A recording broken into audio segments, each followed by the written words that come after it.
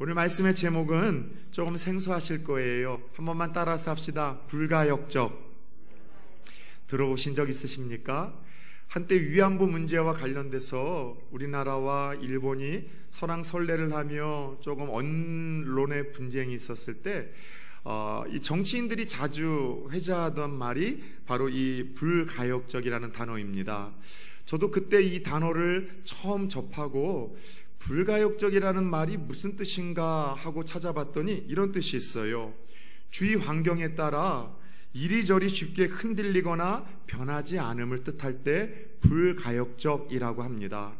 쉽게 변하지 않고 쉽게 흔들리지 않고 초지일관, 여러분들 일관성 있는 자세와 모습, 그런 신념을 가리켜서 불가역적이라고 하죠.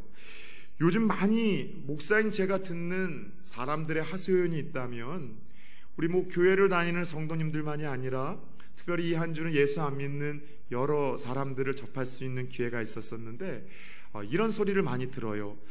살다 보니까 내 마음대로 되는 것이 하나도 없다는 이야기. 이 이야기를 요즘에 참 많이 듣습니다. 살다 보니 내 마음대로 되는 게 없다는 거예요. 사업도 내 마음대로 안 되고, 연애도 내 마음대로 안 되고, 건강도 내 마음대로 안 되고, 자식 농사도 내 마음대로 안 된다는 거예요. 근데 정작 내 마음대로 안 되는 그 자녀들도 정작 본인들도 자기 마음대로 안 돼서 부모 속썩이고 그렇게 근심거리가 되는 것 아니겠습니까? 여러분, 그래서 살면서 경험하게 되는 가장 큰 절망감 중에 하나가 내 마음대로, 내 뜻대로 되는 일이 하나도 없다는 것입니다.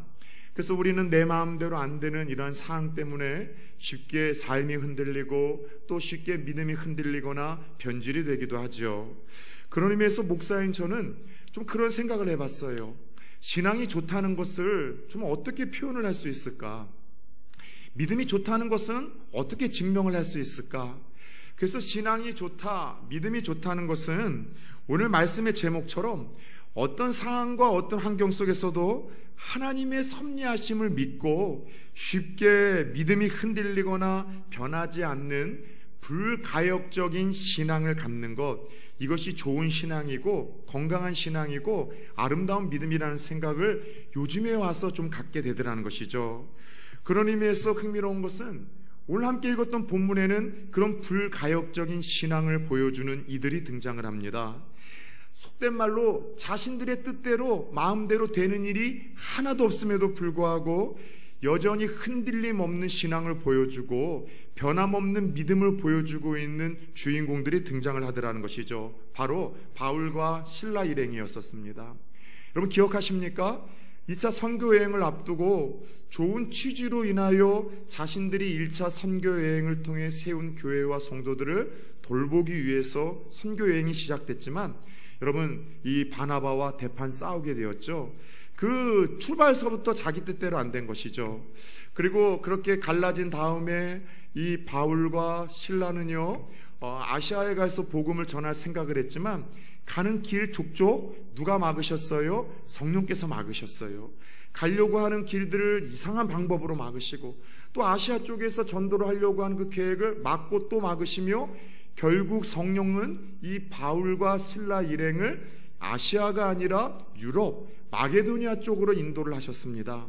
그래서 그렇게 되는 대로 자신들의 뜻과는 관련되지 않은 길을 걸어가며 그들이 도착한 곳은 유럽의 첫 성, 바로 빌립보 성이었었죠. 막상 그 성에 도착했더니 어떻게 전도해야 될지 막막한 가운데 그래도 포기할 수 없는 그 예배와 기도의 삶을 위해서 강가에 나아갔다 하나님이 예비하신 여인들을 만나게 되고 그 여인들 중에 하나님이 특별히 예비하신 누디아라는 한 여인을 통하여 빌립보의 첫 교회를 세우고 그 가정 교회를 중심을 통해서 이 유럽에서의 첫 사역, 빌립보서에서의 첫 사역이 시작이 되기 시작을 했습니다. 여러분 참 재밌는 것은 그런데 오늘 본문을 보니까 그렇게 마음대로 되지 않았던 그들의 이 선교 사역이 빌립보에서도 여러 어려움을 맞닥뜨리게 됩니다. 오늘 본문을 보니까 바울 일행이 사역 중에 만난 독특한 한 여인을 소개하고 있습니다. 어떤 여인을 만났어요? 16절을 보니까 기도하는 곳에 가다가 점치는 귀신 들린 한 여종 하나를 만나게 됩니다. 귀신이 들려서 점을 치는 그 능력이 있었던 거예요. 제가 그 병원에 있다 보니까 어쩔 수 없이 다른 환우들이 틀어놓은 TV를 계속해서 멍 때리면서 볼 수밖에 없더라고요. 그래서 요번에 한 20몇 년 전, 30년 전 됐을까요? 그 장수 드라마에 썼던 그 전원일기를 역주행을 쫙 했는데 오래간만에 보니까 재밌더라고요. 교훈도 있고. 그리고 또 어느 날 봤었던 TV 프로그램이 뭔가 하면 TV조선에서 하는 그 미스터 트롯에서 그 상 받은 사람들을 통해서 사랑의 콜센터라는 걸 하더라고요. 그래서 이렇게 누군가가 전화를 해서 누군가의 노래를 듣고 싶다고 해서 그 사람이 또 그렇게 사연을 듣고 노래를 불러주는 건데, 그 전화를 해서 영탁이라는 친구한테 노래를 불러달라고 했었던 한 사람이 있었었는데, 세상에 전주 쪽에 있었었던 무속인이었었어요. 무당이었었어요. 그래서 이렇게 그 사람이 보이지 않는 곳에서 자신이 지목한 가수가 노래를 부르는데 점수가 나오잖아요. 근데 그 점수를 세상에 그 무속인이 맞히는 거예요. 그래서 온 나왔었던 사람이 그 자막에도 실제 상황이라고 하면서 막 소름이 끼쳐가지고서 막 놀라는 장면이 있는 걸 보면서 제가 느낀 게 그거예요. 야, 진짜 귀신의 힘은 대단하다. 귀신은요, 못 보는 거 보고요, 그런 것들 맞히는 신비한 능력이 있어요. 제가 그걸 보고서 깜짝 놀랐어요. 마찬가지로 이 바울 일행이 선교를 하다가 만난 여인이 귀신이 들려서 점을 치는 용한 한 여종을 만난 거죠. 근데 이상하게도 이 여종이 몇 날 며칠 사도 바울의 일행의 선교 열정을 쫓아다니며 계속 걔들을 방해하는 거예요. 소리를 지르면서 이 사역에 방해를 해 결국 심히 괴로움을 당하던 이 바울 일행이 도저히 안 되겠다 싶어서 이 여인을 향해서 예수 그리스도의 이름으로 선포함으로 그 여인에게 들렸었던 귀신을 쫓아내고 그 여인에게 자유를 주는 사건이 벌어지게 됩니다. 오늘 말씀을 보면서 느꼈던 것이 좀 그거예요. 성령 충만이 아니라 악령의 충만하면 특징 중에 하나가 뭐냐 하면은요, 여러분, 사람을 괴롭게 만들어요. 누군가 함께 사는 사람을 여러 모양으로 괴롭게 만들고 피곤하게 만들고 힘들게 만든다는 것, 그것은 십중팔구 성령의 역사가 아니라 악한 영의 역사예요. 여러분, 그리고 또 하나 악한 영들의 특징은 뭐냐면 자꾸 소리를 질러요. 소름 끼치게 만들어요. 사복음서에서도 예수님이 거라사 지방에서 만난 그 귀신 들린 사람 광인의 특징이 뭡니까?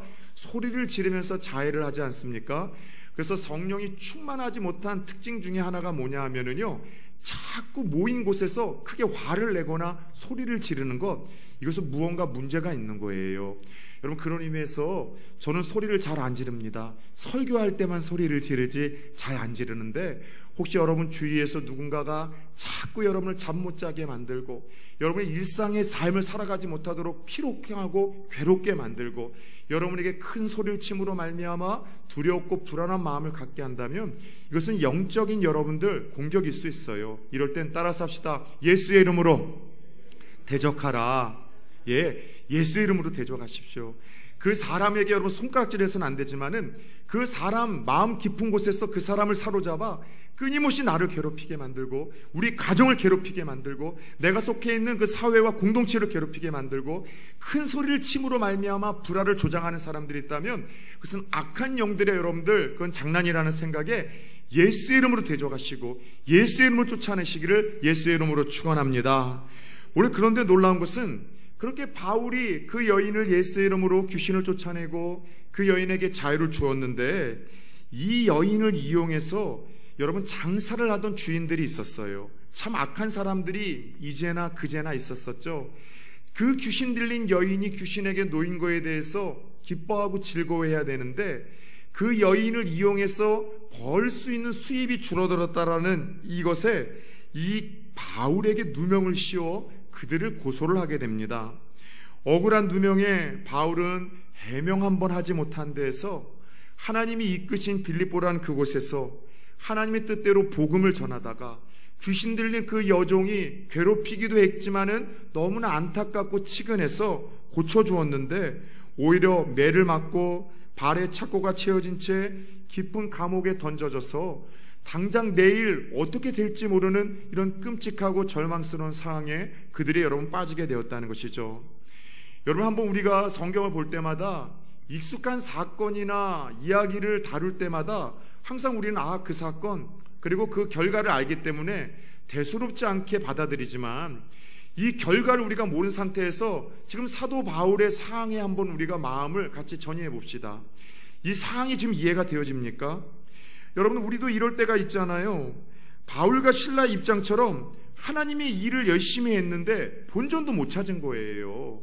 지금 선한 하나님의 인도하심대로 순종을 했고 선한 의도로 누군가를 도와줬는데 오히려 안 좋은 상황을 맞닥뜨리게 된 것이고 내 마음과 내 뜻대로 되는 것이 아니라 상상도 못했던 절박하고 끔찍한 상황을 경험하게 된 겁니다.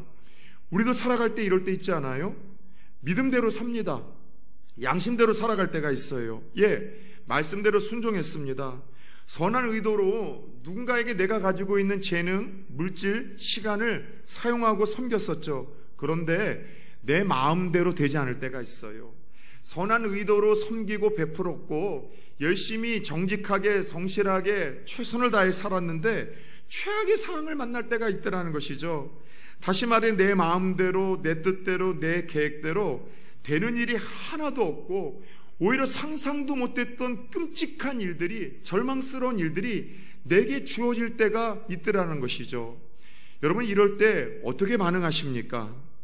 눈여겨볼 것은 오늘 바울과 실라가 정확히 이런 상황에서 이 억울하고 고통스러운 상황에서 어떻게 대처하고 반응했느냐를 오늘 하나님께서 우리에게 주목시키는 것 같아요. 함께 읽었던 본문 25절을 좀 봅시다. 한밤중에 바울과 실라가 기도하고 하나님을 찬송하며 죄수들이 듣더라. 아멘. 자, 하나님의 인도하심을 따라 순종해서 지금 빌립보까지 왔고 그리고 자신들에게 주어진 그 사명을 포기할 수 없어서 선교 사역을 했었었고 선교 사역을 하다가 방해를 하는 악한 영에 사로잡힌 그 여인을 치료해 줬고 고쳐줬는데 지금 어떤 상황을 맞이했어요? 억울하게 누명을 씌워서 반란죄를 일으킨다라는 죄 아닌 죄로 인하여 옷 뺏기고 발가벗겨지는 수모를 당하고 엄청 매를 많이 맞고 그것도 옥에 갇혔는데 어떤 옥이에요? 여러분, 로마에서 관리하는 옥은 3가지 옥이 있었었는데 그 중에 가장 깊은 옥은요, 이거는 자칫 잘못하면 사형을 당할 수도 있는 정치범들, 반란죄를 일으킨 자들이 갇히는 그 여러분들 감옥이 깊은 옥입니다. 지금 그 감옥에 갇혀 있는 거예요. 발에는요 찼고 족쇄가 찧어져 가지고서 쉽게 잠도 못 자는 상황이에요. 수술하고 나서 여러분들 보호대를 차기하고 한 3일을 꼼짝없이 여러분들 누워 있어야 되는데 이게 보통 힘든 건 아니더라고요. 근데 양쪽 발을 여러분 묶고서 그렇게 깊은 감옥에 던져졌으니 지금 사도 바울의 상황이 지금 어떻겠습니까? 이런 상황 속에서 근데 그들이 뭘 했대요? 흔하게 생각하기에는 원망하는 것이 당연한 거고 불평하는 것이 당연한 거고 엉엉 울고 여러분 내 인생 망했다라고 가슴 치는 것이 당연한데 뭘 했대요? 기도했대요. 찬양을 했대요. 그리고 그들의 기도와 찬양이 얼마나 크고 얼마나 지속적으로 진행이 됐는지 그 감옥 안에 갇혀져 있었던 모든 죄수들이 듣고 알 수 있을 만큼의 큰 소리의 기도와 찬양, 지속적인 기도와 찬양이었었다고 오늘 성경은 이야기를 합니다. 오늘 바울과 실라가 그 억울한 누명을 쓰고 매를 맞고 내일을 어떻게 될지 모르는 불안함 속에서 갇혔을 때 드려진 기도와 찬양이 감정적인 찬양과 기도는 아니었을 거라 확신을 합니다. 어떻게 찬양을 할 수 있었겠어요? 어떻게 기도할 수 있었겠어요? 이것은 입술을 깨물고 아마 마지못해서 억지로 쏟아낸 기도였고 찬송이었다고 생각을 합니다. 근데 말씀을 보면서 좀 그런 생각을 했어요. 그들이 세상에 이 절박한 상황 속에서 억울한 상황 속에서 도대체 어떤 기도를 하나님께 올렸을까?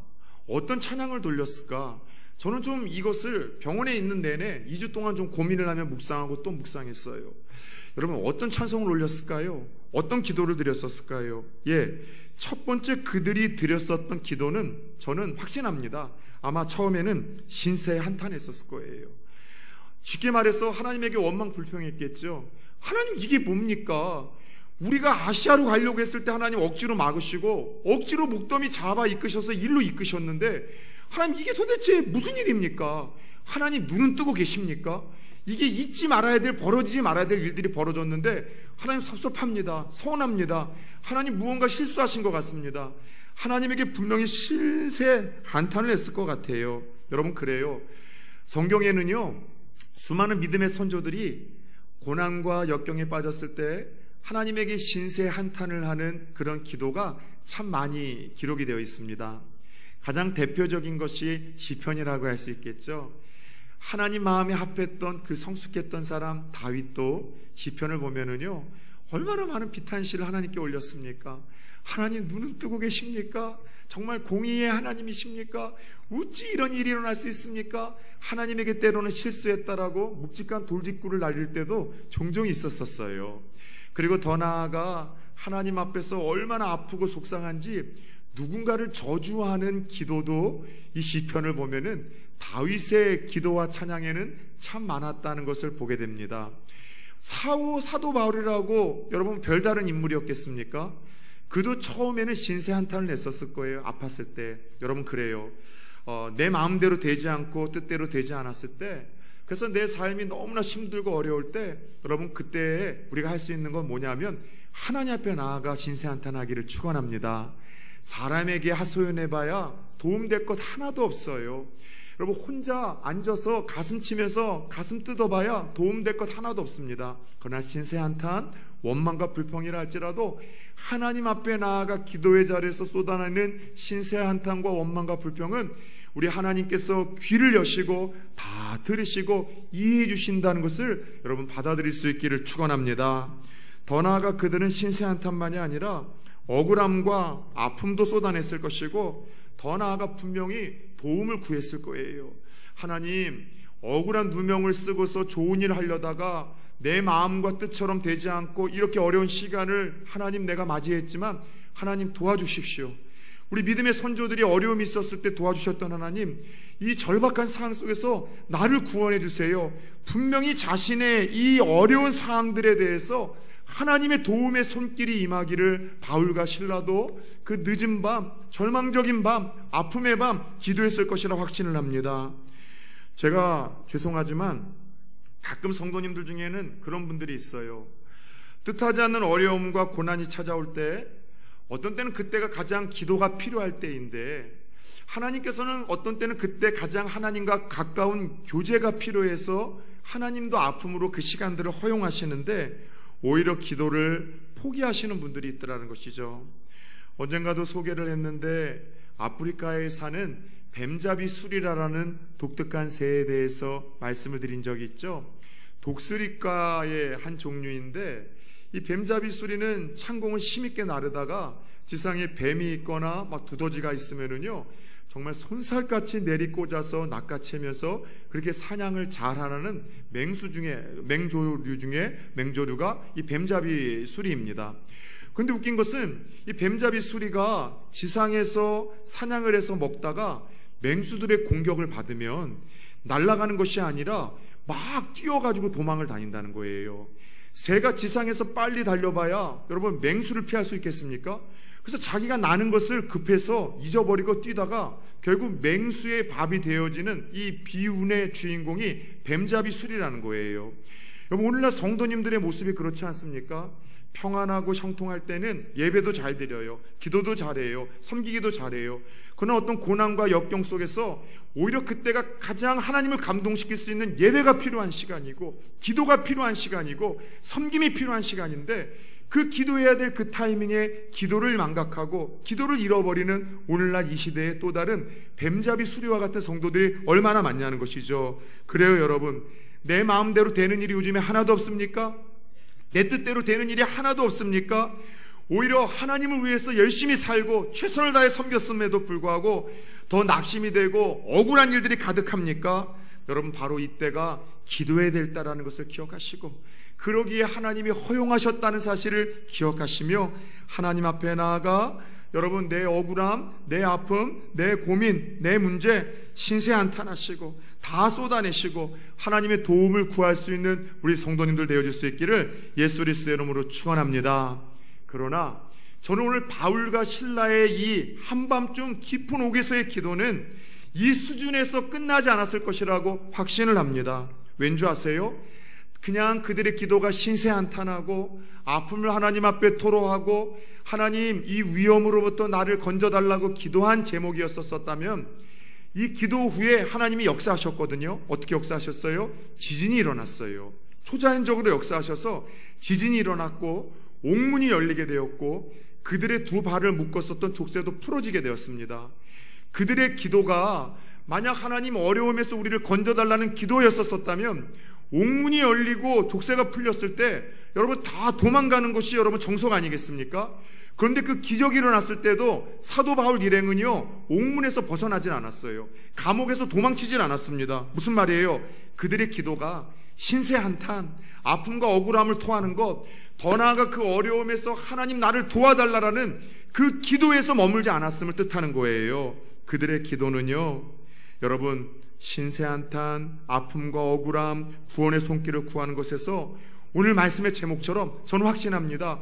불가역적인 믿음을 구했던 거예요. 하나님, 내가 이해할 수 없는 어려움과 아픔을 당했지만 그럼에도 불구하고 내가 이곳에 왔었던 그 사명을 잃지 않게 하여 주옵소서. 그 사명이 뭐예요? 복음 전해서 영혼 살리는 것.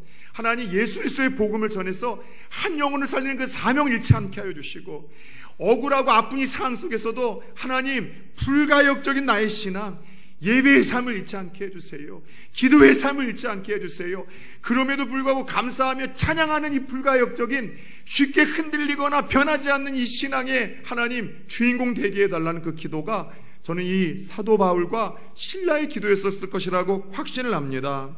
사랑하는 여러분, 지금 처한 현실에 어떠하든 하나님의 뜻을 신뢰하며 주의 뜻이 이루어지길, 그리고 그런 상황 속에서 자신들의 신앙과 믿음이 흔들리지 않기를 그들은 분명히 기도했었을 거예요. 그래서 지진이 나고 옥문이 열리고 족쇄가 풀려도 도망치지 아니하였고 결국 그 모습에 감동을 받았던 간수가 사도 바울 일행을 자신의 집으로 이끌어 자신도 구원을 받고 여러분 그 빌립보에서 누디아 다음으로 그 가정이 다 구원을 받는 놀라운 역사가 이 불가역적인 신앙과 기도를 한 사도 바울을 통해서 여전히 일어나고 계속해서 일어났다는 이 사실을 오늘 이 사건과 이야기는 우리에게 말씀을 하고 있는 거예요. 사랑하는 여러분들, 그 절망의 환경에서도 주께서 그들이 드렸던 기도와 찬양을 들으시고 족쇄가 열리고 옥문이 열리는 기적을 베푸셨다는 것, 더 나아가 이 사건을 통해서 죄수들을 놓치고 자살하려고 했던 간수와 그 가족들에게 하나님께서 구원의 손길을 펼치셨다는 사실을 우린 잊지 않으셨으면 좋겠습니다. 사역을 하다 보면 목사도 참 똑같은 고민을 여러분 갖고 있어요. 내 뜻대로 안 돼요. 내 마음대로 안 돼요. 여러분들 때때로 갖가지 사람인지라 속상한 일 많이 만나죠. 사역이 부담돼서 도망갈 때 있습니다. 도저히 해도 안 돼서 여기는 글러 먹었는가 보다 싶어 다른 곳으로 여러분들 더 좋은 기회를 붙들고 가고 싶은 여러분들 유혹이 있습니다. 어떤 때는 오해와 곡해로 인해서 섭섭한 마음 가지고 서로 상처 주고받을 때가 있죠. 열심히 사역하는데도 눈에 보이는 열매가 없어서 실망스러울 때 있습니다. 여러분 육적으로도 너무 힘들 때 있죠. 심적으로도 너무나 피곤해서 지칠 때 있고 큰 사역을 앞두고는 이게 될까? 염려와 걱정으로 잠 못 이룰 때도 참 많아요. 그런데 여러분, 목사도 똑같은 사람이라 인간관계에서 이런 어려움을 당할 때가 있고 계획하는 일을 앞두고 어려움과 두려움 속에 사로잡힐 때가 있고 뭔가 계획했던 대로 마음대로 일이 되지 않아서 낙심하고 절망할 때가 있는데 근데 목사인 제가 그때마다 하는 게 뭔지 아세요? 다른 것 아니에요. 감정적으로는 여러분 감사가 안 나온다니까는요. 감정적으로는 예배와 여러분들 자연스러운 기도가 안 나온다니까는요. 그때 하는 건 뭐냐면 의지적인 기도예요. 의지적으로 기도하는 거고 의지적으로 찬양하는 거고 의지적으로 감사를 찾아서 하나님 앞에 감사의 거리를 고백하는 거고 의지적으로 예배를 하기 시작을 합니다. 여러분, 저는 2주 동안 여러분들에게 얼마나 죄송했는지 몰라요. 그리고 참 많이 힘들었어요. 세상에 다른 거 있습니까? 계속해서 작년 전서부터 노예의 우리 어르신들이 자꾸 저를 좀 측근해 두고 가까이 좀 하시려고 자꾸 공을 차려 나오라는 거예요. 근데 1년 동안 뭐 이 핑계 저 핑계 대고 안 나가고 또 안 나가고, 토요일날 목사가 뭐 공차기보다는 설교 준비하고 아침 일찍 또 청소하러 나오시는 장로님들이 계시니까 그분들하고 또 인사하고 격려하는 게 참 좋아서 빼고 빼다가 요번에 교회 행사에 노회장님도 오고 진경 노회장님도 오셔서 또 그분들이 또 다 섬겨주시고, 또 그리고 그분들이 또 이 공을 차려 나오라고 하시는 거예요. 그리고 또 안 가려고 했더니만 두 분이 짝 작전이라도 하셨는지 한 분은 전화를 하시고 한 분은 자기가 태우러 온다고 해서 차까지도 같이 타자고 가자고 해서 그렇게 가게 됐는데, 이게 참 웃긴 게 성령의 인도하심을 따라야 돼요. 그렇게 가기가 싫더라고요, 그날. 그래서 비 좀 왔으면 좋겠다, 비 좀 왔으면 좋겠다. 그리고 아침에도 그렇게 가기가 싫더라고요. 그래서 갔다가 여러분들 그날 세상에 뜻하지도 않게 여러분들 그렇게 제가 다친 거죠. 조금 삐끗했는데, 여러분 퉁 누구한테 밀려가지고서 삐끗했는데, 이렇게 여러분 병원에 갔더니 아주 지저분하게 다쳤어요. 전방 십자인대도 끊어져 버렸고, 연골도 아주 좀 지저분하게 찢어져가지고 수술도 지금 2번을 하고 또 연거푸 1번이 아니라 해야 된다는 거예요. 그런 가운데 수술 날짜를 앞두고 여러분 병원에 누워있는데 마음이 얼마나 찹찹하겠어요. 이게 뭐지? 세상에 교회 한번 잘 해보자고 한 거고, 어쨌든 또 어르신들이 우리 교회를 예뻐하시니까 또 하려고 한 건데, 이게 뭔가 싶어가지고 너무나 속상한 거예요. 수술 전날에도 속상하고 또 속상한데, 제가 가졌던 생각이 2가지가 있었어요. 하나님, 그럼에도 불구하고 원망 불평 없이 내가 가르쳤던 거 실천하는 목사가 되게 해주세요. 가장 아플 때, 이해하지 못할 때도 여전히 찬양하고 기도하고 감사하는 그 모습을 제가 실제로 보여주게 해주세요. 마치 성 다미엔이라는 사람이 평생 여러분들 그 한센씨 병, 나병 환자들을 위해서 그가 섬겼는데, 어느 나병 환자가 그런 이야기를 하더래요. 당신은 건강하니까 우리 마음 모르기에 찬양하고 기도하고 하나님 뭐라고 하지만 당신도 우리 상황이라면 그럴 수 없다라는 이야기를 듣고 성남연이 그런 기도를 드렸대요. 하나님, 나병에 걸리게 해주세요. 나도 나병에 걸려서 저들과 똑같은 아픔과 마음을 가지면서도 저들 이끌어갈 수 있는 그 기회를 달라고 해달라고 기도를 했고, 실제로 성남연이 그런 여러분 나병에 걸려서 그 아픔 가운데도 죽을 때까지 똑같이 불가역적인 신앙의 모습을 가지고 수많은 나병 환자들 하나님 앞에 이끌었다는 이야기를 듣고 그 이야기가 떠올려지는 거예요. 하나님, 성도들이 다 힘든데 그래도 찬양하십시오. 그래도 기도하십시오. 그래도 예배하고 그래도 없을 때도 섬기라고 이야기했던 목사가 내가 이렇게 힘들고 어려울 때 하게 해주세요. 그래서 원망불평하지 않고 그래도 찬양하고 그래도 기도하고 그래도 감사하게 해주세요. 그리고 또 뭘 기도했는 줄 아세요? 수술 전날서부터 입원하기 전에 계속해서 드렸던 기도가 있어요. 하나님, 목사 다리 하나 부러뜨리실 정도라면 생명 하나랑은 맞바꾸셔야죠. 하나님의 뜻이 분명히 있을 텐데, 하나님, 병원에서 먹고 자는 거 보니까 전도하기 쉬울 것 같습니다. 한 생명 한 가정이 이번 기회를 통해서 꼭 나를 통해서 예수 믿게 해주세요. 그래서 수술 전날도 새벽에 나오신 분들하고 그 기도 제목했어요. 계속해서 수술에도 그렇게 기도했고 나올 때도 기도했어요. 수술하러 들어갈 때도 마음이 얼마나 평안한지 몰라요. 나올 때에도 여러분들 너무 좋더라고요. 취중에 여러분들 내가 뭔 얘기를 했는지 모르는데 마취 깰 때 하는 얘기가 제일 목사들은 무섭대요. 욕하는 목사들도 있고 엉뚱한 소리를 하는 목사들도 있는데, 그래서 제가 아내한테 나는 마취를 깨고 뭔 소리를 했냐고 했더니만 되게 이렇게 손발이 오므라지는 얘기를 했다는 거예요. 제 아내한테 몇 시냐고 이야기를 하더니만 그러다만 이렇게 예쁜 여자랑 사니 난 너무 행복하다. 사모가 너무 예뻐서 난 너무 좋다. 계속해서 그런 낯간지러운 얘기를 했다고 하니까 우리 와이프가 저를 더 특별히 챙겨주더라고요. 수술 후고 나고 나서 너무너무 아프더라고요. 그런데 여러분 그 아픔 가운데 뭐 했는지 아세요? 제 설교를 들었어요. 지난주 말씀 있잖아요. 길이 끊겼을 때 설교를 듣다 보니까 잠이 안 오는데 제 설교 듣니까 잠이 잘 오더라고요. 혹시 불면증 있으신 분들은 여러분들 설교를 들으시기 바랍니다. 그리고 또 새벽에 또 아파서 깼어요. 다른 것 안 하고 계속 찬송을 들으면서 또 기도하고 또 기도했어요. 하루 이틀 지나고 나서 살아가면서 또 다른 환자가 찾아오는데 저는 이틀 지나니까 조금 살만하더라고요. 그래서 똑같이 아플 수 있는 사람에게 이런 거 저런 거 챙겨주기 시작을 했고, 일주일 동안은 제가 목사라는 거 절대로 티를 안 냈습니다. 어떻게 섬기든 그 사람들이 선입견을 가지고 저를 볼까봐. 그리고 지난 주일 일주일이 지나고 나서 처음으로 제가 목사라고 이야기를 했더니 그제서야 함께 병원에 안에 있었던 분들이 다 고개를 끄덕이시는 거예요. 왜냐하면 그 일주일 동안 열심히 다해서 섬기면서 제가 감사하고 기뻐하고 좋은 이야기를 이제 하니까 그분들이 이런저런 이야기도, 한 분은 예수 안 믿는 정간의 분은 3살 되었던 아들을 잃었던 이야기, 우울증을 해서 죽을 뻔했었던 이야기, 이런저런 이야기를 하면서 술 한잔하지 않고 누군가에게 이런 얘기를 다 해보는 건 처음이라고 하면서 얘기해놓고서 나중에 부끄러워가지고 그 이야기를 하시더라고요. 나중에 하고 나서 제가 목사라니까 아하 라고 이야기를 하시더군요. 퇴원 전에 제가 이야기를 했어요.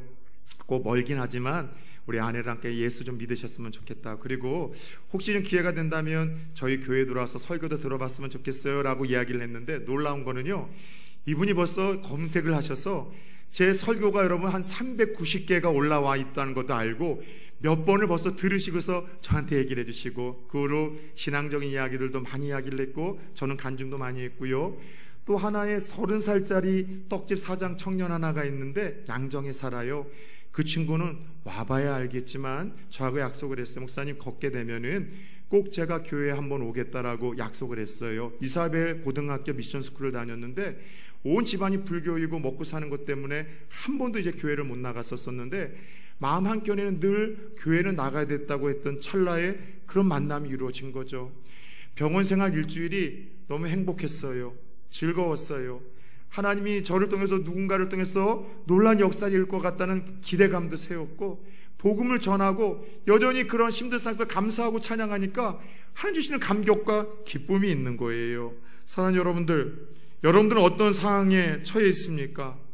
가진 문제 때문에 지금 염려와 걱정이 엄습하고 평안함 사라지셨습니까? 바울과 실라처럼 선한 의도로 하나님 섬겼지만 자꾸 실망스러운 결과가 주어져서 포기하고 싶은 그런 환경입니까? 내 마음 내 뜻대로 되는 것이 하나도 없습니까? 그렇다면 바로 이때 우리가 하나님을 감동시킬 기회예요. 의지적으로 기도하고 찬양할 때입니다. 불가역적인 그 믿음을 발휘할 때예요. 잘 들으셔야 돼요. 내가 평안할 때 드리는 기도, 여유가 있을 때 드리는 예배, 넉넉할 때 드리는 하나님 앞에서의 예물과 봉사, 너무나 아름다운 거죠. 귀한 거죠. 그러나 내 마음대로 되지 않을 때, 너무나 억울한 일이 있을 때, 이해할 수 없는 일을 당할 때, 도저히 삶의 여유가 없을 때, 그때 드리는 예배, 그때 드리는 기도, 그때 드리는 섬김, 그때 드리는 여러분 예물에는 하나님이 특별한 감동이 있다는 사실을 여러분 잊지 않으셨으면 좋겠어요. 그때 드리는 기도와 찬양에는 능력이 있고 역사가 있고 간증이 오늘 바울과 실라처럼 주어진다는 사실을 기억하시기를 축원합니다. 하나님이 고난의 이유를 깨닫게 하시고 고난을 통해 합력하여 선을 이루실 하나님에 대한 기대와 소망으로 인하여 여전히 현실은 힘들고 여전히 현실은 암울하고 여전히 주어진 환경은 어렵지만 살아낼 수 있는 힘을 주시고 소망을 주신다는 것입니다. 더 나아가 그런 모습을 지켜보는 이들의 마음의 문을 여시고 그들에게 구원의 은혜를 베푸시며 그들에게 하나님의 나라를 펼쳐 가십니다. 바라기는 오늘 바울과 실라에게 나타난 이런 은혜와 능력이 내 마음대로 되는 일이 없는 저와 여러분들에게도 주어질 수 있기를, 동일하게 재현될 수 있기를 예수 그리스도의 이름으로 축원합니다.